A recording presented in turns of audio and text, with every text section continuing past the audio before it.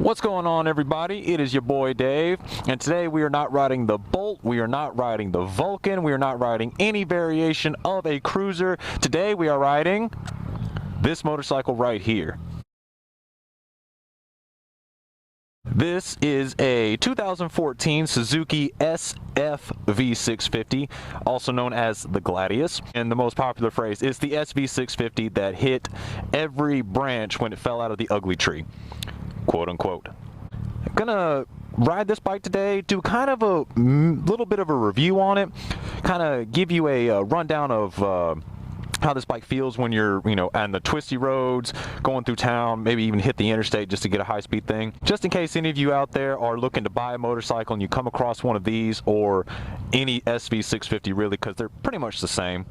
And yeah, I'm gonna give you some details about it, let you know what it's about, how it feels, and we're gonna go from there. First things first, we're gonna talk about the engine on this bike.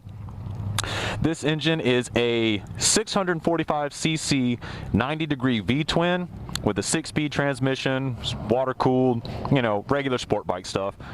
This particular bike here, as you can see, this pipe that goes up under it, this is an aftermarket exhaust. These bikes come stock with this really big catalytic converter and this really big muffler. This one has I think it's a GPR Racing mid-pipe and exhaust and an M4 slip-on. Sounds cherry, man. These 90-degree V-twins really sound good, especially from the down low because they have hella torque. Specs on this bike, I want to say it's like about 71 horsepower and like 47 foot-pounds of torque. Really good for the street, really good for the track. A lot of people take these to race tracks and run the shit out of them. Even Moto America has a Twins Cup, and the SV650 was one of the leading contenders of it, not without modifications. Speaking of modifications, going to go over a couple of things on this bike that are not stock. First off, we are going to talk about the handlebars. These are some like Pro Taper dirt bike bars. The stock bars are pretty much the same, but they're just a little bit higher up and they curve in a little bit like this. Better ergonomics, I would say. Obviously some shorty levers on it. This little windshield, this does not come on the bike actually from the factory. It's just bare naked. This is my brother's bike, by the way. I don't know if I said that. He put these little turn signals on it. Turn signals look really goofy from the factory. This little fork brace right here, looks pretty cool. It's supposed to stiffen up the front end a little bit. Gas cap, just one of those quick release caps on it, so you don't need the key. This is not an SV650 rear shock. This rear shock came off of a Gixxer 750. I think it was a 2016 Gixxer. So yeah, anybody that has one of these bikes and is looking to upgrade suspension, that will fit. I'm going to start the bike up real quick, and that way you guys can kind of get an exhaust note while we're standing here in the parking lot.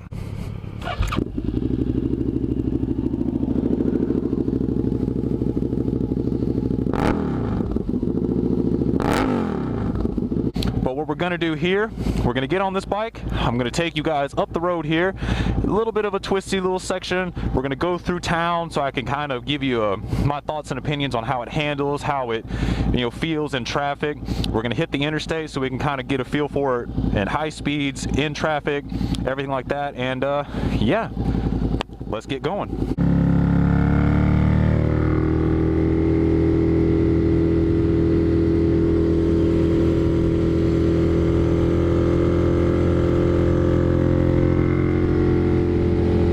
One of the things I notice about this bike instantly is how easy it is to just lay it into a corner. How this bike is set up, it's not really set up for me, it's more or less set up for my brother since it is his bike, but it wants to just kind of just go into the turn and stick. As far as comfort goes, I'm about 6'2", and I don't really feel cramped at all on this motorcycle. My legs a little bit, I think after a longer ride I'd probably be a little bit cramped up on it, but I've never really had that problem before. Like I said, this used to be my motorcycle,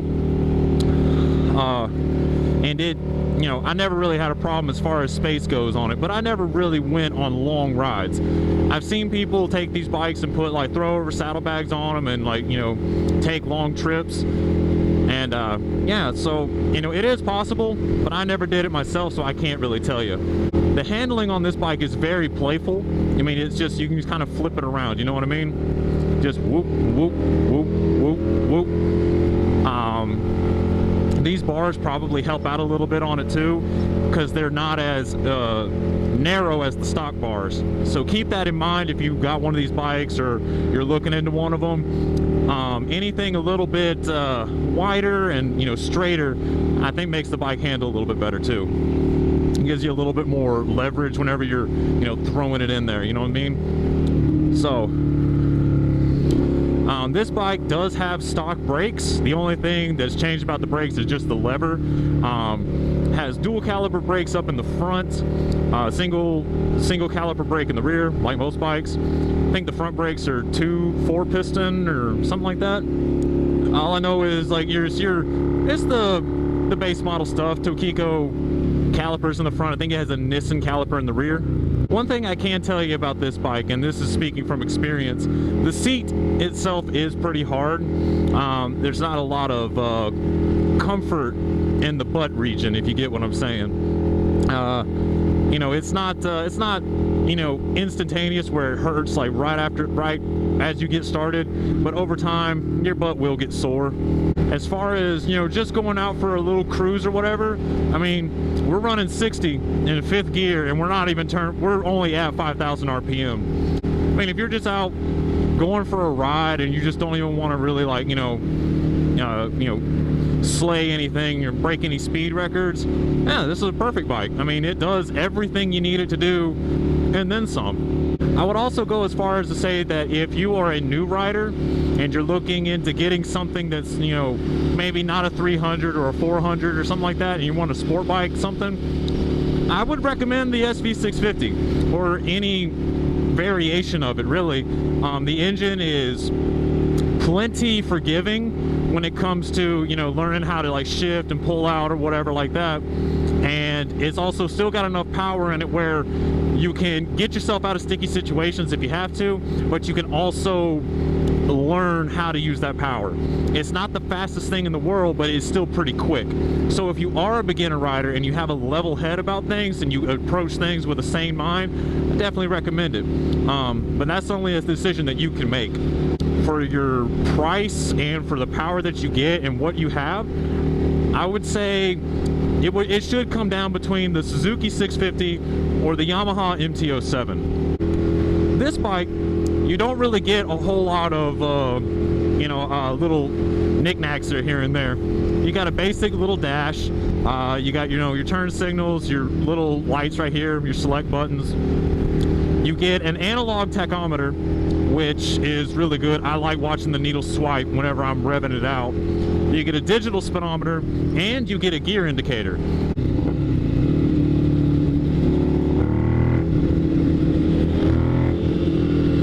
And this thing has got the punch. It's got the down low pull, and it, you know, still has enough top end to make you kind of go, oh, okay, yeah, I'm going fast. Now, is it going to outrun a 600 like a Gixxer or R6? Probably not, but it'll give them a run for its money.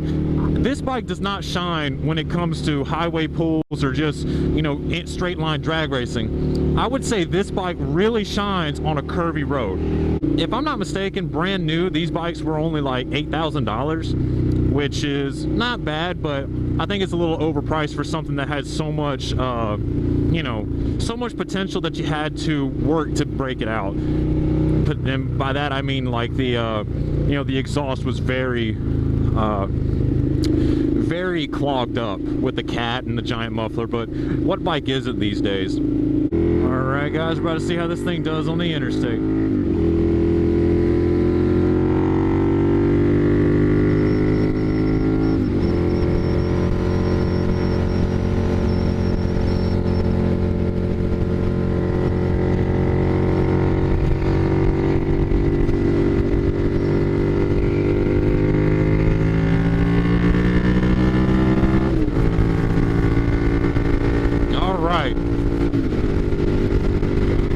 as far as getting up to interstate speeds or, you know, flow with the traffic, this thing is more than capable of doing so.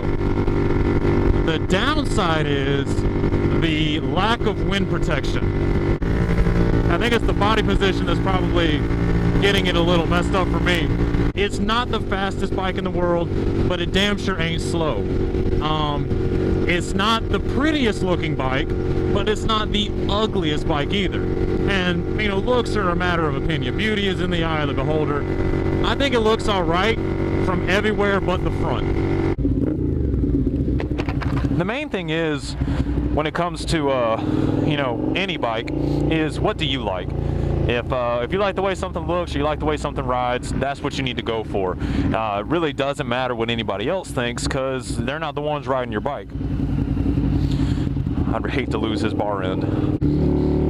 As far as this bike goes, man, I recommend it to anybody that is looking to learn how to ride a motorcycle, maybe somebody that has been riding for a while and is looking to upgrade from a smaller displacement bike to maybe the intermediate level.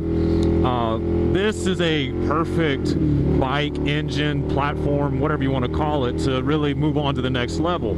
And hell, even if you're an experienced rider and you want something that's, you know, comfortable but, you know, also, you know, reliable, man, this bike right here, or the SV650s in general, any variation of them, dude, they're all perfect. I love the engine on these. I love the way they shift and the way they handle, and the aftermarket support is unreal.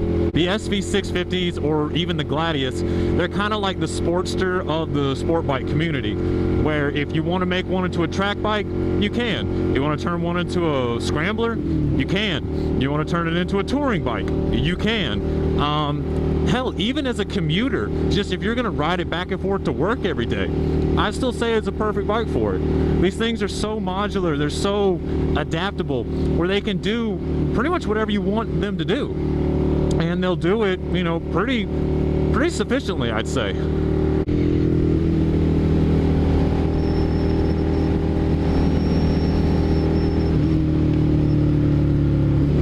I'd like to thank my brother Jacob for not only being the fill-in cameraman whenever I need him to. In the last video, you'll probably be seeing a lot more of him and his camera work. He does a great job with it, at least my opinion. Editing the videos are really fun knowing that he's the one holding the camera, because he tries his best to get the right angles, and he does a fantastic job on it. So shout out to him for that. Shout out to him for letting me borrow his motorcycle for this video. And yeah, to anybody watching the video, be sure to hit like and subscribe, smash that notification bell if you want to see more content like this. And yeah, if you are interested in keeping up with some of the silliness that I put up with on a daily basis, oh snap, we lost his bar end.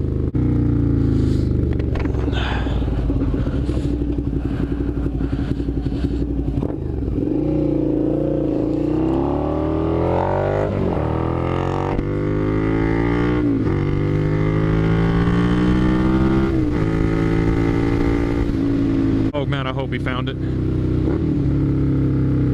Did you find it? Okay. Let me just bust a Yui right here. Alright, so that was a bit unexpected, interrupting my outro there. Yeah, I realized that. Fiddling with it.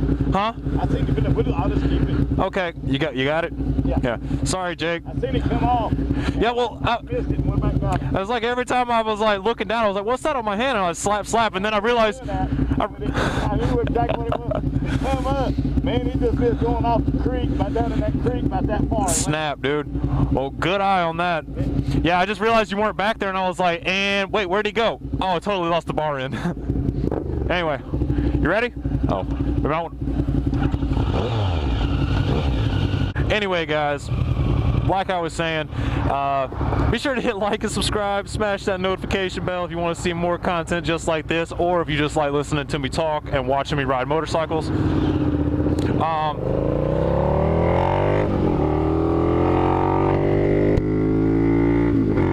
if you're interested in keeping up with some of the silly antics that I'm getting into on a semi-daily basis, feel free to follow me on Instagram at StrayAwayDave. And if you're not into Instagram and you're more into Twitter, I actually have a Twitter now. So again, follow me on Instagram and Twitter, both of them at StrayAwayDave. I'll leave my fucking username in the bottom screen part of the. I'll leave my username in the bottom part of the screen. That way you guys can find me, look at the silly stuff that I post, and you know, sometimes there's some things I post on there that will lead into a new video if you want to keep up with me like that. If not, it's cool. I don't care. But you know, I'm on Instagram straight flexing, and I think you guys should throw some weight my way. What can I say? Anyways, that's gonna wrap it up for this video. Thank you as always for watching. I appreciate you riding along with me. And as the saying goes, it's okay to be a stray. Peace.